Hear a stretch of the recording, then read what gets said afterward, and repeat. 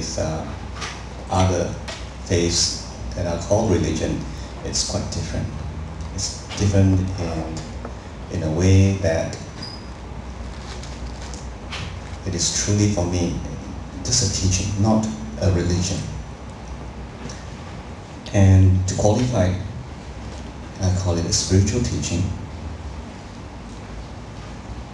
simply because that's what it does. It's meant to help us to develop spiritually.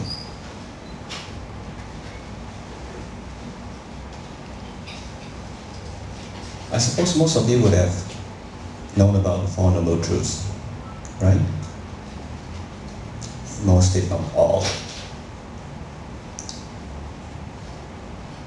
And the first Noble Truth says, suffering, right? And it's in the first one.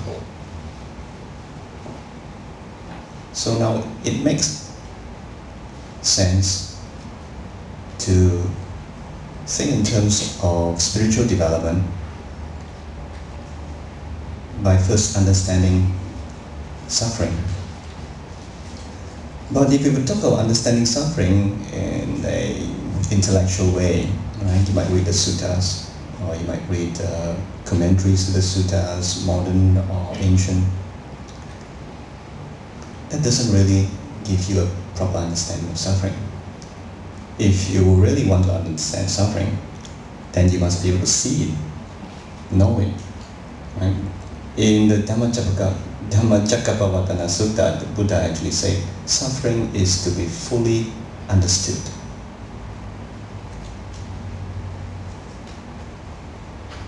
Now that does not mean that you have to go looking for suffering, but it says suffering is to be fully understood. For me, that tells me that if I am suffering,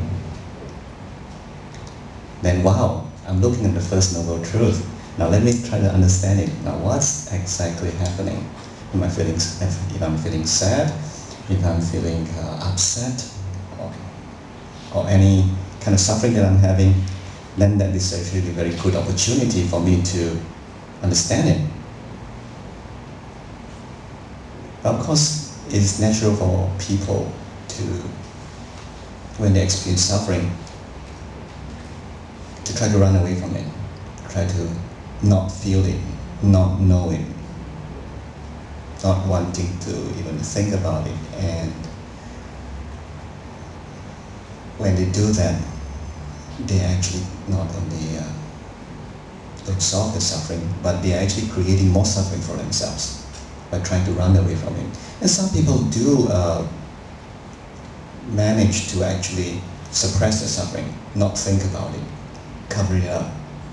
And some people are really capable of doing that. But what I found is that these people end up having sort of a reduced life.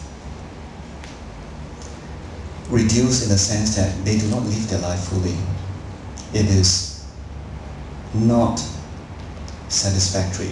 They will live their life wondering, something's wrong. I wonder what's wrong, but they don't know. They don't know why.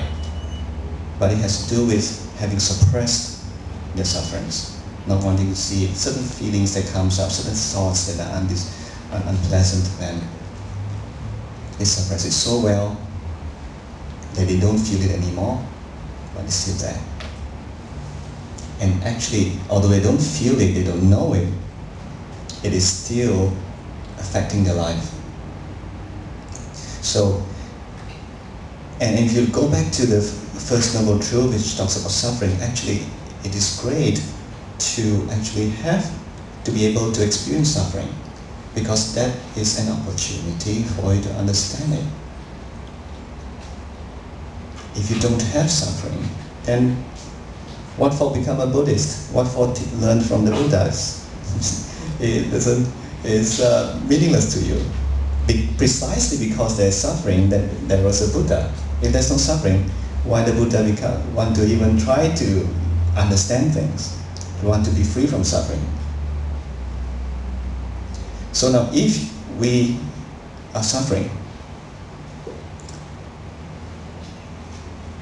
and we can take it as an opportunity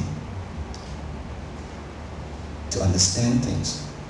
You take it as an opportunity to learn, then it becomes an adventure. It is still suffering, it's still there, but then there is a shift of attitude towards the suffering. From one that is thinking, oh no, I don't want this, my life is horrible, my husband is horrible, my work is horrible, my body is horrible, my disease, whatever.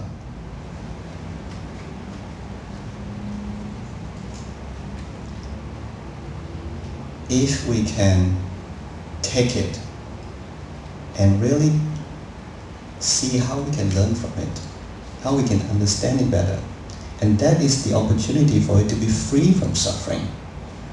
And in between this first and the third noble truth is to be able to know the cause. All sufferings has a cause.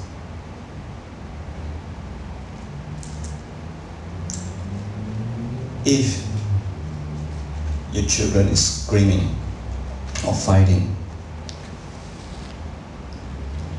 and in your mind you really don't like that, right?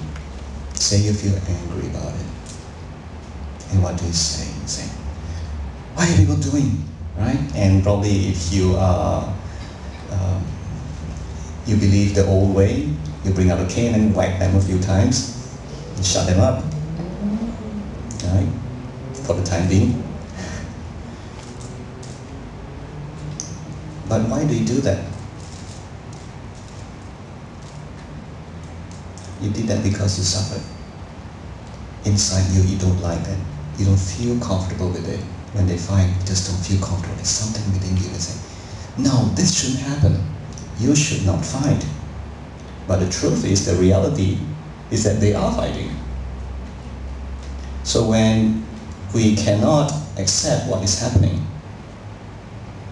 we cannot accept reality as it is, the mind has a resistance towards it, and we react either by anger,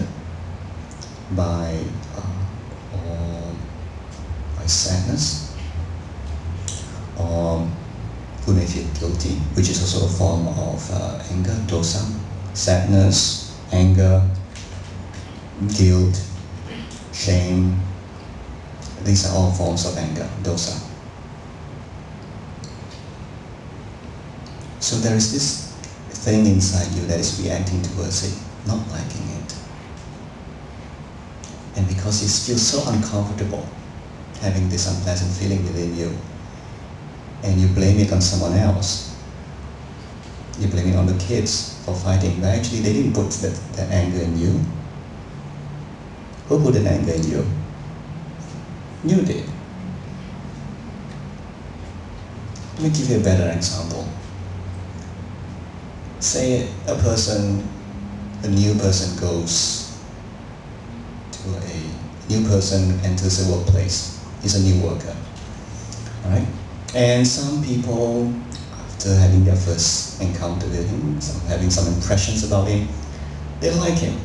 Nice guy, great guy. And some people, perhaps they have a different experience with him, saying, gee, I hate this guy. But it's the same guy. Same person, and some people like him and some people don't. So, are you actually liking or disliking the same thing?